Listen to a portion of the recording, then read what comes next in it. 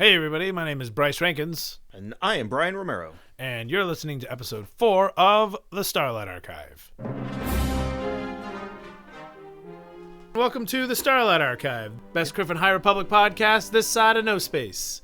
Today we are talking about comics and short stories and things that weren't the novels within Wave 1 of Phase 1 of the High Republic.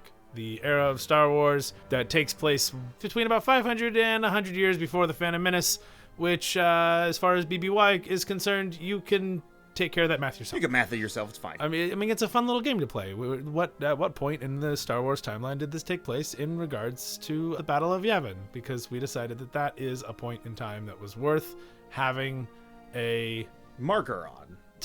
Marker on. And they're not calling it before the Battle of Yavin, so I'm really curious, what year do the High Republic Jedi think they're in? Yeah, I don't know. You know, the same way it was hey, that lady had a baby out in that manger. At what point, at some point, around 200 years into the AD time period, everyone was like, you know what, we're calling this year this, based on when we think Jesus was born. Everybody? It's like the Catholic Church. As they did. Yeah, anyway. But, it's at what, who made this decision? Because I can't imagine, Palpatine being cool with the time change. Being oh, yeah, the rebels are saying it's year 2 now. Yeah. What are they talking about? I wonder if John knows something about that. I do, too. Who made this decision? John or Florence? Where's the Council of Space Nicaea? Yeah, right. Anyway, so we're talking about, you do the math. That's the point of this podcast, is that you have to do math. No, the point of this podcast is to do a nice deep dive into the events that took place during the High Republic and get you prepared so that you know what you need to know before you go in and read it yourself. The point of next podcast, the next episode after this one, will be to tell you everything about these comics. So if you were looking for spoilers, that's next episode. Right.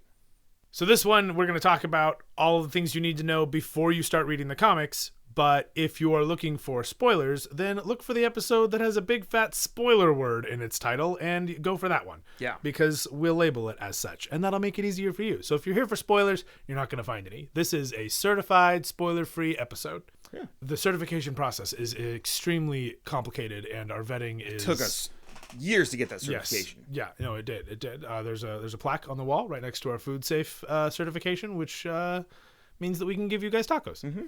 But we do have a B. We do have a B, yes. But I thought that was just more for us because our names start with a B. I don't think that's why he did that. Oh, that's weird. We don't own a restaurant. No, we're not talking about this. Anyway, today we're talking about the High Republic comics, specifically comics and short stories. So let's get to that. Yeah. Brian, how many different comic titles are there within Wave 1 of the High Republic? Yeah, pretty much have 2 main ones.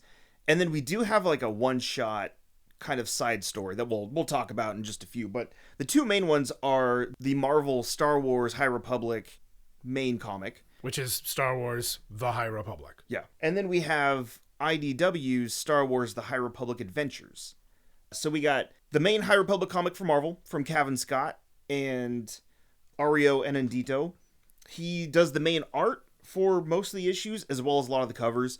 There's also a lot of variant covers, which, for those of you who aren't familiar with variant covers, sometimes the company will hire and commission different artists to put out just kind of a different version of a cover, or an incentive cover where a comic shop will order more than 25 books, and they'll get one very special issue, or just a B variant cover. Yeah, they're honestly they're like trading cards. Yeah, pretty much. Yeah, they're priced basically based on their rarity. Sometimes, and sometimes they're not.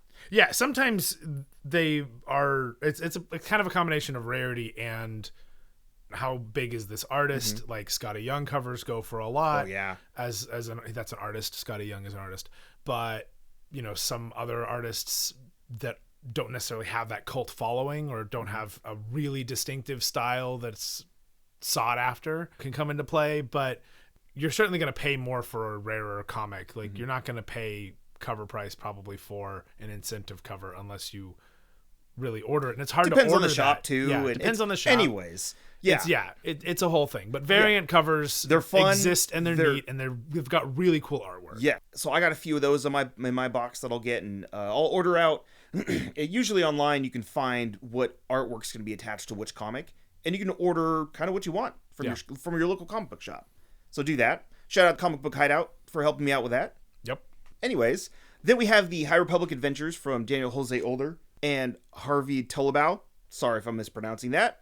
And speaking of variant covers, the High Republic Adventures comics typically come with an A cover or a B cover, and shops will typically get 50-50 on those. Sometimes there's a different special C cover, but for the most part, these have had 2 different covers with every issue, which is kind of cool. That's kind of neat. Yeah, kind of fun to collect if you're a collector like I am. And then, like I said, there's kind of a one-shot that came out with the regular Star Wars Adventures comic. That one kind of covers stories throughout all of Star Wars, mostly Skywalker Saga stuff. So what they'll do is they'll have multiple storylines in each issue. Like an anthology. Yeah, basically an anthology. And so there was one shot that they did that I believe Daniel Jose Older wrote. So the Star Wars Adventure book, which is part of a series called Tales of Villainy, in issue number 6 of Star Wars Adventures Tales of Villainy. So if you're looking for it, that's where you need to look. Or you can get it in the trade paperback for the Star Wars The High Republic Adventures comic as well. Trade paperbacks are a great way to get your comics. If you are not normally a comic collector and you were already confused about the variant thing, trade paperbacks are really important because they compile multiple issues together. Yep. Typically they'll put them out as one story arc, and so that's where that comes in. Yeah. So this main first story arc that takes place in the first part of Wave 1 included the short half of a comic from the Star Wars Adventures comic, which featured Marchion Ro and happens to take place just before issue number 1 of Star Wars The High Republic Adventures, which at the time was being published by IDW. Yes. It is no longer published by IDW as of the time of recording this. They switched it over to Dark Horse, which is really cool for Star Wars fans because Dark Horse used to have all the Star Wars stuff. But it has moved since then. But if you're looking for it, you're not going to find it in the Dark Horse books. You're going to find it in the IDW books if your shop happens to organize by publisher in that way. Yeah. So anyway, that's a whole lot of comic information that you probably didn't necessarily need. But if you want to know when it happens, and we're talking about chronological order, that's when it happens. It happens after the first issues of the Star Wars The High Republic, but before the first issue of Star Wars The High Republic Adventure. Right in between there. Just a little nice little squished in there. Anyway. That was complicated. Let me take a drink. I ice in this and it's making noise when I drink, so. So, now that we've gotten out of the way the comics that do exist and that we're going to talk about, let's talk characters. Yeah. We need, again, a lot of moving parts within the High Republic in general, and with a short story and 2 different comics starting during the course of Light of the Jedi. Yeah. If not slightly before it. Yep. So technically, the High Republic Marvel book, Star Wars The High Republic, No Adventures, it takes place about 3/4 into the Light of the Jedi. If not a little bit more. Because it takes place after the Battle of Kerr. Yes. But before the Starlight Beacon. Yeah. So the first issue, at least. The first issue does. And then it ends at the Starlight Beacon. The dedication ceremony of the Starlight Beacon is kind of a nexus point for all of these stories to kind of branch out from. Yeah. They all come to one spot and then they all start branching out from there. Yeah. So even the Young Jedi Adventures on Disney Plus, the end of season 1 of the Young Jedi Adventures comes to a head at a dedication ceremony for the Starlight Beacon. It was so cool. So they all come to this one point. So with the comics, because they don't really start before the Light of the Jedi, the first ones all kind of happen during and in between, and then end at the dedication ceremony. Right. Yep. Except for obviously Star Wars Adventures, because that's Marchion Ro is not hanging out at the he's not dedication ceremony saying for light and life. Yeah, no. Anyway, so you need to know all the characters, obviously. So first we'll start with Keeve Trennis. Yeah. Where did we first hear about Keeve Trennis? We first heard about Master Trennis in Cavan Scott's Count Dooku book. Dooku, Jedi Lost. And Dooku Jedi Lost. which wasn't a book. It wasn't. It was a It was audio an audio drama. drama first. Yeah. Now it's so a book. It was a full cast audio drama. It went into like the behind the scenes of Dooku. Features a lot of Asajj Ventress. Yeah, it does. And her voice actress does Asajj in the book. It's so good. It's really cool. But it's also the first mention of the High Republic. Yeah. So Keeve is mentioned in there as And a it's a character. Cavan Scott book. Yep. We love Cavan Scott. Mm-hmm. Good stuff. So she's kind of the main character of this book here. Now, you said Master Trennis when you referred to her in Jedi Lost, Yeah. but she is not a master here. Correct. She's still a Padawan Yes. in the first issue. Yeah. We won't get into that because it's spoiler, but also we don't really know what's going on in the in-between too much. Yeah, there's a long period of time with Especially at how this she point. was mentioned, Yeah. and the way in which she was mentioned Yeah. was kind of interesting. but Definitely. moving from that, so Keeve Trennis, who is awesome and goes through quite the journey Mm-hmm. in these comics, has a master, and her master's name is It is Master Skier. Skier, with two S's. Two S's, yeah. So he's been around in the Order for a little bit. He's a Trandoshan. So he's kind of the lizard-looking guy, kind of like Bosk Yeah. in the original trilogy. And he's a great character. Early on, the authors were talking about this, especially Cavan Scott. The original plan was actually to kill off Skier. Really? Yeah. And the more he wrote, and the more he wrote him and Keeve's like master-apprentice relationship, the more it didn't make sense. Yeah.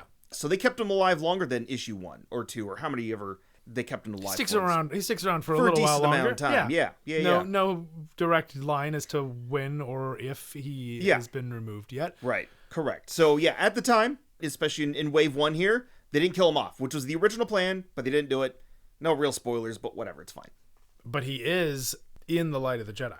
Yes. So he has a decent part in Light of the Jedi, the novel from... So if you've already read Light of the Jedi and you're moving to the comics, this is the guy that is honestly a little flirty with a certain other Jedi. Yeah. Which we'll talk more about in our spoilery episodes. I definitely want to talk about I want to talk about the flirtiness in general about this in a era. lot of these Jedi, yeah. They definitely played fast and loose with the whole rules thing. I mean, For a lot of there's things. ways that it makes some sense. We'll talk about this more. Yeah. I have plans. I have plans and I have thoughts. And then shortly after we go through the Skier and Keeve Trennis part and how they eventually get to the dedication ceremony, we also get introduced to a new species. Yeah, and those are They're Kotabi. So the first issue ends and there's a slight time jump. I'd say probably a week or two. Okay. We don't really know, but that's kind of what it seems like. So after, give or take 2 or 3 weeks, we'll say, the issue opens up with Keeve and Skier on a mission, but now they have new friends with them. Yay. Yeah, so we have Tarek and Sarek. They are Kotabi twins, and they share a really interesting force bond where I'm not really sure if it's the species that kind of has this twin They're not bond very clear thing, about it. or if it's the Force, or if it's a combination of both, and it's just enhanced by the Force. But they have this really cool, like, almost hive mind going on, and they share the same thoughts and the same feelings 95% of the time. Yeah, it's not quite like a Borg, we are one. They definitely are they're sort of individuals. Yeah, they have their own names. You know, they have their own names, and they can like separate and go do their own thing, but if one of them is in extreme distress, the other one goes into extreme distress. Feel it. Yep. And if one of them is injured, the other one starts to get injured. Yeah, they'll feel it. And they'll feel the pain of it, which is really interesting because it's not just emotion but like physical pain. Yeah. And then that goes even a step further as time progresses. We start to see that their force bond is really, really severe. Yeah, so they're awesome characters to get to know, and a lot of times on some of these missions that they go on during these issues, they'll split up and they'll basically communicate between each other without communicating. Be walkie-talkies. Yeah, basically, yeah. They're just walkie-talkie Jedi fighties. Mm-hmm. Yeah, but even from like long distances and stuff. So it's kind of cool to see that, and we haven't really seen that in Star Wars at all. In a way, it's like if you took the dyad and the Force thing from the sequel trilogy and like turned it up to 11. Yeah. But made it because of something more than just we're connected and the Force likes us both. Yeah. But in this sort of we are were two parts of a whole. Yeah, and they're like, definitely individual. twins. They're related, Yeah. blood related. And then at the actual dedication ceremony, we have a boatload of Jedi. They're all there. Yeah. But the most important of that Jedi is Avar Kriss. Mm-hmm. But something that I will say, and we'll get into this a little bit more later, but if you are going to read the comics first, certain things about the book might not make as much sense. So you probably should just read the book first, then go to the comics, or listen to our spoiler episode and then read the comics. Yeah. Before we move on to the High Republic adventures and start introducing those characters, let's stick with the High Republic main comic title from Marvel. What's really going on in this plot without giving too much away, because some of what happens in these comics eventually So basically direct results of later books. Yeah. So Keeve, Skier, Tarek, and Sarah, they're kind of on a mission out in space, and they get a distress call. And they're Jedi, so, they want to go keep the peace. They want to help some people out, and they run into some Nihil, and shenanigans ensue. I feel like I've said that before, but that happens a lot in these Star Wars, if you guys didn't know. But things kind of escalate from there. They end up on a planet, and they find people missing. They find a lot of kids are missing, and so the Jedi are like, no, we need to help these people out. We need to see what's going on.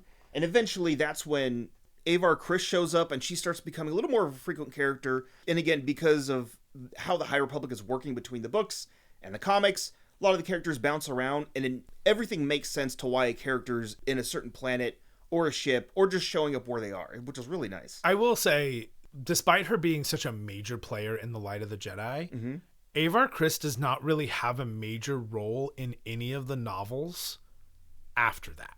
Yeah.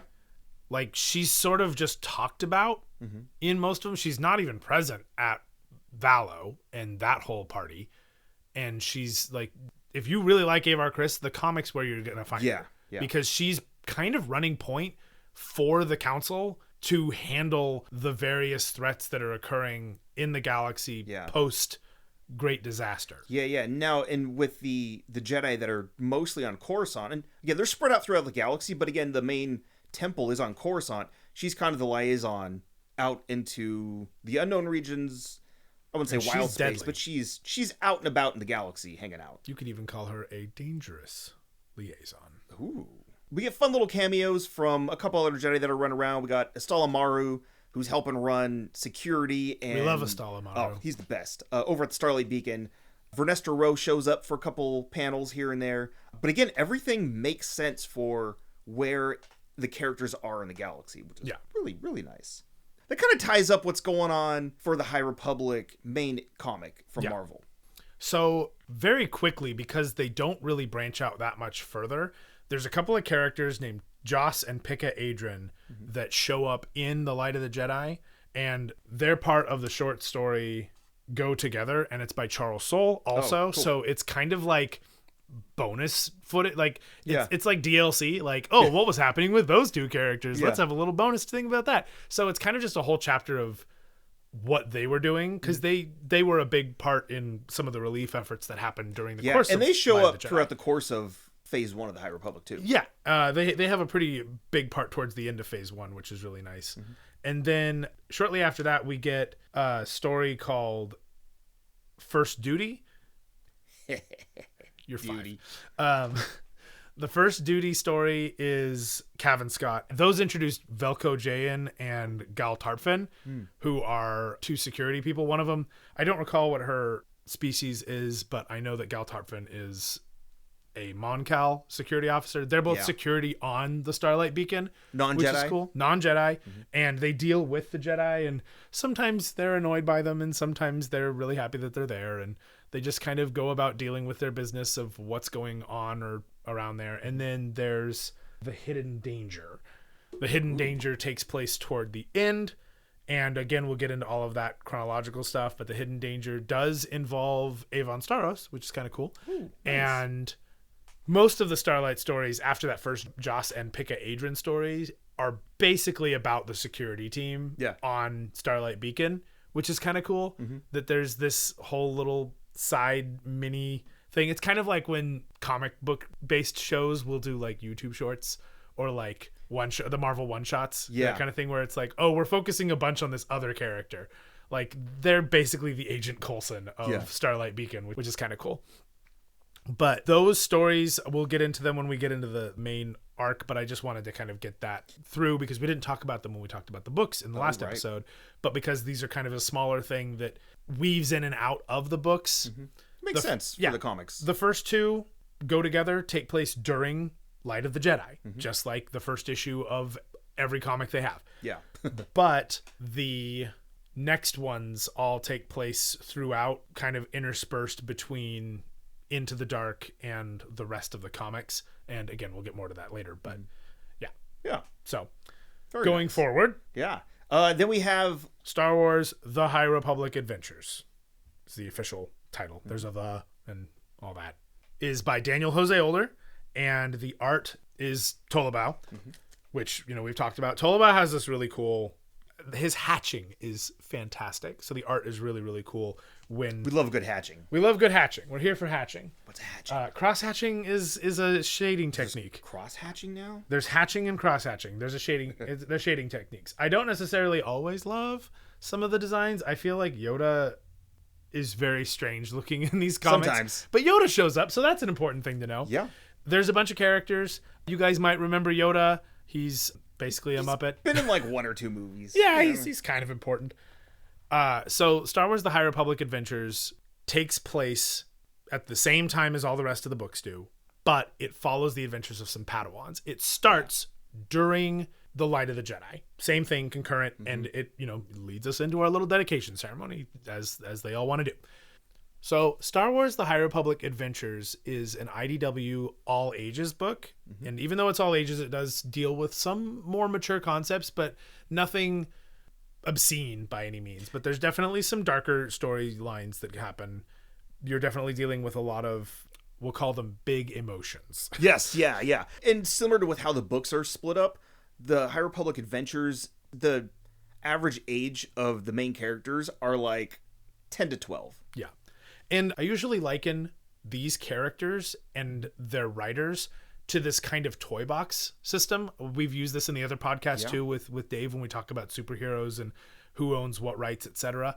But typically the writers who write and create a character, that's kind of their person. Yeah. And so if Geode shows up in a Star Wars Adventures book, to me, he's kind of borrowing Claudia Gray's toy.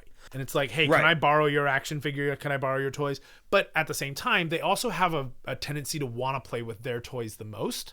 So if you're going to be reading the young reader, the little square elementary school age-ish book, like Test of Courage or Race to Crash Point Tower, you're going to see a lot more of the High Republic Adventures stories. Number one, because these are already characters that the kids are familiar with. Right. And number two, these are his kids and these are his toys and he knows how to play with these toys. Yeah. Writes them great. So he knows them and he knows what they're supposed to act like. And sometimes Justina Ireland gets a hold of some of those toys, and I think where she goes with them is really interesting. And I feel like if you really like the way she writes them, it's worth looking into how they are in High Republic Adventures, because there is some growth there. Definitely, And you see it in the art too. About midway through Wave 2, these kids have aged. Yeah. They start looking more like young teenagers, which is kind of cool. So this whole story focuses around a group of Padawans.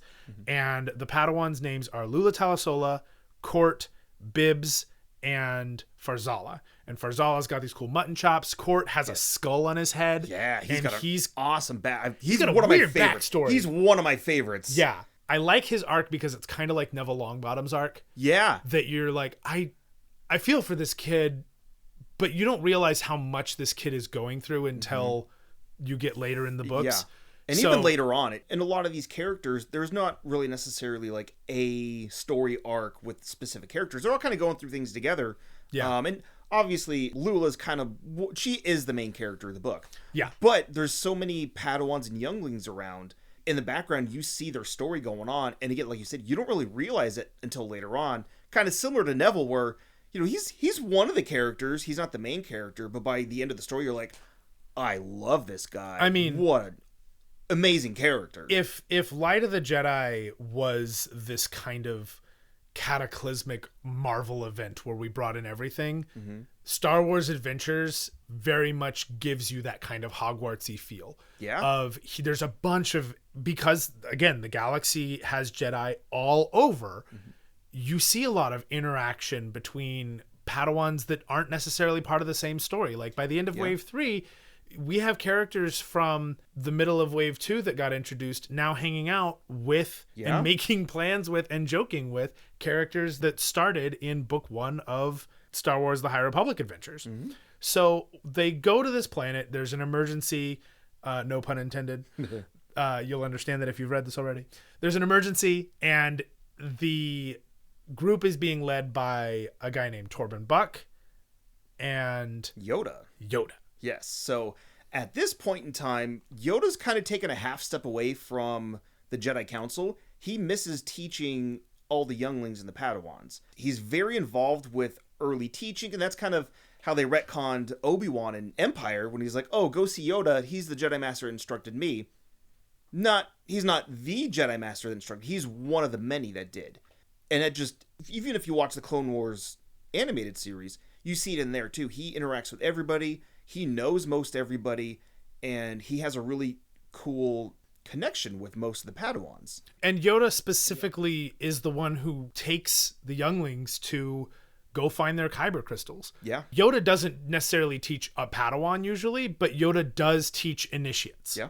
Yoda teaches full classes, and in the prequels, he's teaching the younglings. Yeah, that Obi-Wan comes in, he's like, I need help, and he's like, I got a bunch of cool kids, like they're smarter than you sometimes. Solve this problem for us. This idea that Yoda is sort of the caretaker of how young children grow to become Padawans. To me, it's beautiful. Oh, it's so I absolutely love that. Yeah. He's very much the principal of the school. He's the Grand Master of the school. He's the headmaster of Jedi Hogwarts. Right. But he likes taking field trips. Yeah. He and Dr. Hu Yang, or Professor Hu Yang, go on field trips with the initiates so that they can get their lightsabers, so that they can eventually take the trials, or not the trials, take the trials. Take the trials, do the little ceremonial bouts, and be chosen by a master to become a Padawan. Yeah. Or a knight in some cases. So who will be their master at the very least. And even though, like we said, that he doesn't have a lot of time to teach and have a Padawan himself, sometimes he does. And actually his old Padawan, Cantum Sai, is with this group, who is now Lula's master. Yes. Cantum Sai is a fascinating character who definitely had a sordid past, which I really liked, which comes up later in the later waves. But they all go to this planet, and on the planet there is a group of people called Elders of the Path. Yeah. And they're a group of people who don't like Jedi. They have some major issue with using the Force. They think using the Force is evil. Yeah, Force users in general, not just Jedi, but everybody uses. One of their own, who has been raised and taken care of within this group, has a secret. And that secret makes her a threat to just about everybody there, because they don't want Force users. But her name is Zeen Marala. She is a Mickey'n. She's pink and has cool tentacles coming out of the back of her head. Yeah. She's super cool kid, and she's kind of this like Elseworlds Lula Talasola character. They're very similar. They do a lot of panels where they'll show them as kind of two halves of a whole, side by side. Not quite in the Sarah and Tarek kind of way, but definitely they're on a very similar path. They're on a very similar path. And what's cool is, because we aren't being super strict with all of the rules of training, they bring Zeen back. I'm going to spoil the first issue a little bit, but they bring Zeen back with them because she can't be part of this group of people who hate that, and how that affects her relationships with people who she once called family becomes a major arc over this whole storyline. But they bring her back and allow her to stay on Starlight Beacon with the rest of the kids, and they are all they're training while she's like the cool muggle that hangs out on the side who can also kind of do magic. But there's obviously other things that are going on. That's why the Jedi are allowing her to stay. That involves the Nihil. She's got info, and she's got a best friend named Crix, And Crix was one of that same group that hated the Jedi, and that fuels a lot of Crix's actions going forward within the story. We get a lot more information about some of the inner workings of the Nihil. Truthfully, most of the High Republic comic that's by Marvel doesn't do a lot, at least in that first wave, doesn't do a lot to show the Nihil. At least not the main Nihil. Right. Your first real appearances of some of these key players within the Nihil are going to happen in High Republic Adventures. When I say appearances, I mean visual appearances, not appearances as in just showing up in a book. They're all over the books. Yeah, they're all over the books. But in comic form, like if you want to see some of these characters drawn at the art of who they are, your first time seeing them is going to be in the High Republic Adventures. So they go through, they do their various adventures. Eventually, Yoda will go off and do his own thing, and it'll be basically the Lula and Zeen show with special guests Farzala Court, Torben Buck, and who also goes by Buckets of Blood. Who goes by the name Buckets of Blood because Daniel Jose Older really idolized an EMT that called himself Buckets of Blood because it sounds super metal. And it has nothing to do with being super violent. You hear a guy going, "Oh, my name is Buckets of Blood." You think that guy's going to be very, very violent, but really he's like a healer. And that's kind of his specialty he is a healer. He's a healer. So some people will call him Buckets. Some people will call him Master Buck. Some people will call him Buckets of Blood. I'm not one of those people. I prefer Master Buck. I think that's the coolest version of the whole thing. But Torben Buck is sometimes Buckets. I will sometimes go by Buckets. I like the short name. It's fun. Nicknames are supposed to make things easier. They're not supposed to be more complicated. That's just my personal opinion. But Torben Buck is a Chagrian, and he is a healer, and he's also an excellent baker. But that is another episode. Yes. More on that later. Yeah, because there is a bake-off issue. Again, and more on that later.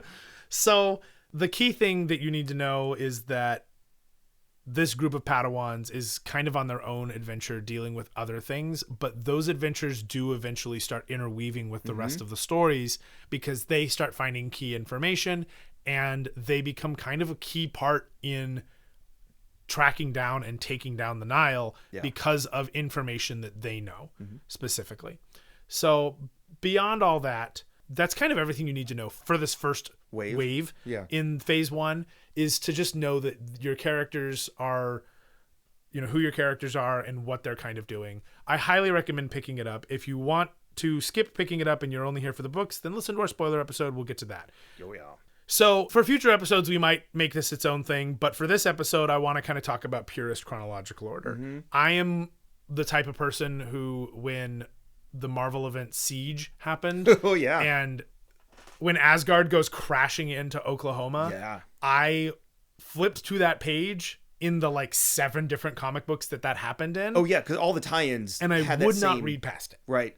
I remember one day you had every single book out, and you're like, "Look what I did." because for me, I don't like when major status quo changes happen in another book. And then suddenly change the course of the book that I'm reading. And that happens a couple times throughout the course of this. But in the first, without going into spoilers, in this first story, The Light of the Jedi, a lot happens. And all of the major status quo things that happen and have an impact on the other things happen in Light of the Jedi, thankfully. Nothing happens in the comic that suddenly changes the course of the other. Which is good. That's good storytelling. It's how it should be. So we start the story with The Light of the Jedi, and the majority of the first issues and first short stories all take place during there as far as a cohesive, purist chronological story goes. And then they all kind of converge at this dedication ceremony, if you will. That being said, the dedication ceremony, I know we keep talking about how it's kind of that nexus point. It isn't explicitly shown in the High Republic Adventures. They do go up to Starlight Beacon and they're like, "This is your new home, pal." And honestly, the image of them looking at it going forward is somewhat reminiscent of Luke and Leia at the end of Empire, which is kind of cool. Yeah. But they go and make their home on the Starlight Beacon that is now officially has been like opened up and dedicated. It's part of Chancellor So's great works. And what's interesting is if you look at the timeline, the events of Into the Dark really do technically start before the end of Light of the Jedi. Oh, yeah. Because they're on their way to the dedication ceremony. Right. And in the actual official timeline within the Star Wars The High Republic Character Encyclopedia, those events that take place and the removal of the statues and the fallout from the removal of the statues and then the replacement of the statues, all that stuff happens before the dedication ceremony, as well as what happens with Keeve Trennis with removal of certain braids. Yeah. So they still all converge at the Starlight Beacon opening. And then we go into the Tales of Villainy story, because that Starlight Beacon opening is at the end of issue 2, I think. Yes. Of the High Republic Adventures. And so then we go into the High Republic Adventures books 1 through 5. Then you have the events of Into the Dark. And the events of Into the Dark release a new threat that we barely even talked about, which we will get very much into in our spoilery episode, but you'll find out all about them and we'll talk about them as if we already know about them in every episode coming after this. Yeah. But the new threat emerges, which is kind of a fun little like, what the hell is this thing? This is crazy. What is this Bylante? You know, that's a Godzilla reference. Listen to Sneaky Geeks Kaiju episode coming out soon. So then you have High Republic main story again, 3 through 5. Then you have The Hidden Danger, which is that short story about what's going on. But if you're going to do The Hidden Danger, then that means you got to have Avon Staros. So then you have A Test of Courage, followed by High Republic 6 and 7 and High Republic Adventures 6 and 7. And somewhere in there you should read The Hidden Danger, which takes place in Starlight Stories short story, which was available in Star Wars Insider Magazine. Yeah. Or the big collected edition that they put out. In most instances, I am very like, no, I will stop reading my book, read the comic, and then come back to my book. Yeah. In this case, these stories were so self-contained and had such little impact on the other issues that because the main events were taking place within different books, novels. Yeah. If you read the comics, you got to go High Republic 1, High Republic 2, Star Wars Adventures Tales of Villainy number 6, High Republic Adventures 1 through 5, Into the Dark, High Republic main story 3 through 5, and then A Test of Courage, and then everything all the way up to 7. Yeah. In both comics. In both of them. If you jump ahead in the comics, you're going to spoil the new threat that you wouldn't have had with the Into the Dark. Right. But nothing really that's happening with Test of Courage is going to become an issue for you except for Starlight stories. And because they're so kind of accessories, you could read all of Wave 1 and then go back and read the little fun Charles Soule story. That's what I did. We'll go together. For the most part. Yeah. And then you can go and read The Hidden Danger and First Duty and read those. But First Duty can kind of go anywhere in there because it takes place right after the dedication ceremony. Oh, yeah. So First Duty is covered, and Hidden Danger is very much after you've met and encountered Avon Staros. So anytime after that, it's fine to read that. Yeah. So by and large, I wasn't too upset with these being out of order. I would have been annoyed knowing about all of the monster stuff happening in High Republic if I had read that before Into the Dark, because it's such a good reveal in Into the Dark. So if you are trying to be purist and do all of it, definitely follow that order. There will be a list in the show notes. If you are not trying to worry too much about that, maybe just avoid issues of the main High Republic story, like issues 3 on until after you've read Into the Dark. Yeah. And that's it. That's really all I have to say about it. It's not that complicated. It sounds way more complicated because of how many times I had to go through it. But like, it's a really read Light of the Jedi, then read the first 2 issues of High Republic, read the first 5 issues of High Republic Adventures, read Into the Dark, then read the rest. Basically, yeah. It doesn't really matter what the order is. Once you get to issue 7 of both of those comics and you've read A Test of Courage and you've gotten through the first 4 stories of Starlight stories, you've read all of Wave 1. Yeah. The only other thing that happens possibly in Wave 1 is in Tales of a Life Day Treasury with Stellan Gios hanging out on Coruscant helping a little like sickly child. Yeah. It's a great story. It was very sweet. But yeah, overall doesn't impact. It has no impact whatsoever. It was very just much like story. I wanted to write another Stellan Gios story, so I did. About Life Day. About Life Day. Yeah. Well, actually, that it? one wasn't about Life Day. So the thing about the Life Day Treasury is only like one of the stories is actually Life Day. There's I also need to reread those. So there's also a story of not the Life Day Treasury comic, the Life Day Treasury the book. That's right. Yes. I just got to read the book. So the Life Day Treasury book is really cool because it does go all over the place, but it's different cultures versions of Life Day. Cool. So there's a different version of it for Coruscant. There's obviously Life Day on Kashyyyk. There's a myth about the Oil Bringer, which is basically droid Santa Claus. Yeah. But not, robot Santa Claus from Futurama. Yeah, no. No, it's just guy. this kindly old man who comes around and brings oil to the other droids. But it's very much about like the spirit of giving and that kind of the spirit of the holidays kind of feel, but all over the place. But Stellan Gios' story on Coruscant technically takes place at some point during Wave 1. Cool. Or during Phase 1. Phase 1. Wherein it's not exactly clear, but Wave 1 makes the most sense because it's... Given everything else that's going on. Yeah, but it is also Stellan Gios on Coruscant, which means that it's probably actually Wave 2 now that I think about it. Could be. Yeah. Yeah. Anyway, this has been another exciting episode. I just want to say, whether it's me or whether it's Brian, I'm sorry about the editing that you had to go through. I'm saying this to you now from the past. I'm sorry. So yeah, this has been your comics breakdown for Wave 1 of Phase 1 of the High Republic. High Republic. And I think we got everything down. I think we did. I if hope we it- didn't, let us know. Yeah, if we're way off, then be like, hey, they never showed that ceremony. If you want to be that guy, be that guy. Let us know. We can take it. We're here for you. Yeah. So we hope you liked it. If you have other things that you feel like we should definitely talk about, specifically about this going forward into our next comic book breakdown, then please let us know. We love to hear feedback. And make sure you follow us wherever you listen to us, whether that's going to be iHeartRadio or Spotify or Audible or Apple Podcasts or Google Play Store. I don't know. If you're listening to us and you haven't hit that subscribe button, hit that subscribe button. And if you could, we would also appreciate a follow on the Instagram. So pop on over there. Yeah. We'll post some cool stuff sometimes. Yeah. Without further ado, in the words of... Oh, we did Elzar Mann for the last one. We could do Court. In the words of Court, specifically Wave 1 Court.